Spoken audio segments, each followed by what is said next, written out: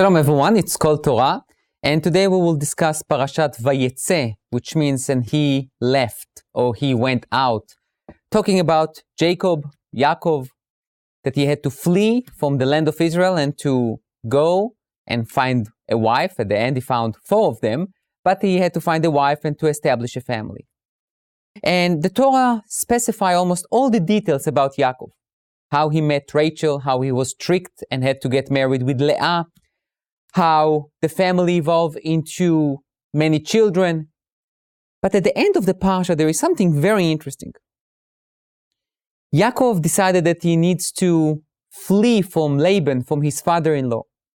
And he takes his wives, and he takes his children, and he leaves. And after 3 days, Laban heard about it, and he chased Jacob.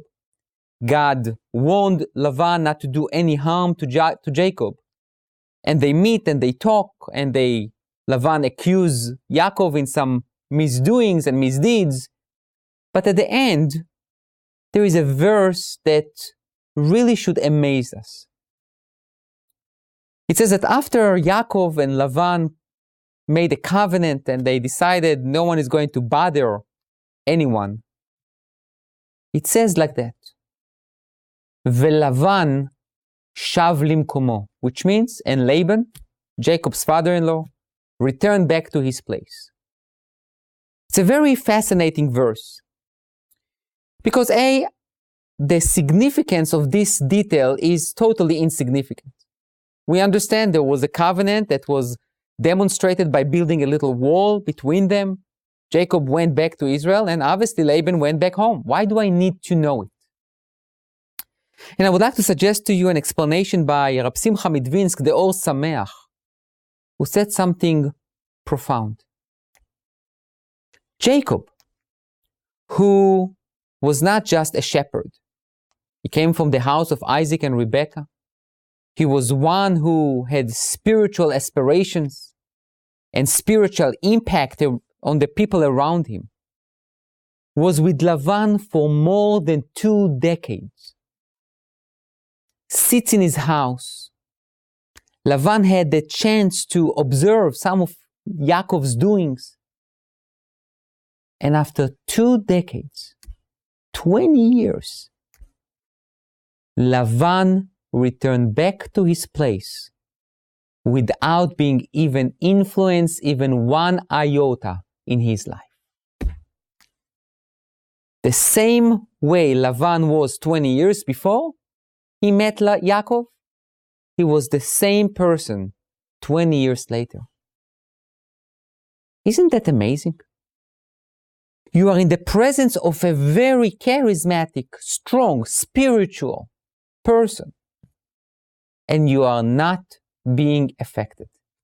Your life stays the same. And you are able to go back to the same place you began your life. You know, life has a lot to offer for us.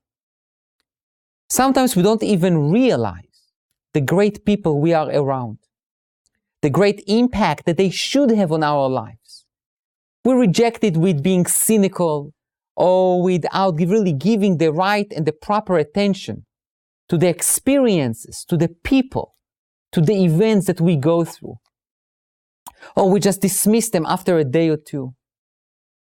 Last week I was sitting here and talking to all of you about this terrible terror attack in Har Nof in Yerushalayim. Only a week went by. Did we ask ourselves, are we back to the same place we were before that terrible Tuesday? Or we are different people? If we listen to the Israeli ambassador at the United Nations talk about the hypocrisy that we experience in the United Nations a day in and a day out, is our lives the same or we should be different people? We are approaching the holiday of Hanukkah and we need to ask ourselves, are we going to celebrate Hanukkah this year the same way we celebrated last year? Or are we going to view the holiday of Hanukkah in a different way, in a different light? Those are questions that only us can answer. I cannot provide an answer for you. I need to provide an answer for myself, and you need to provide an answer for yourself.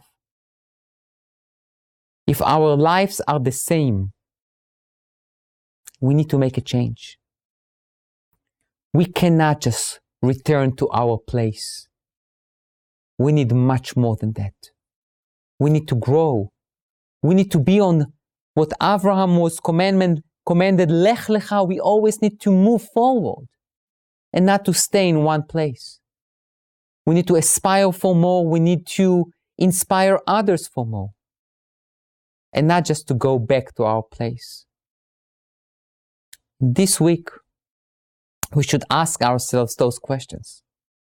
We should remind ourselves that we are in the presence of great people, of interesting events that takes place in our lifetime.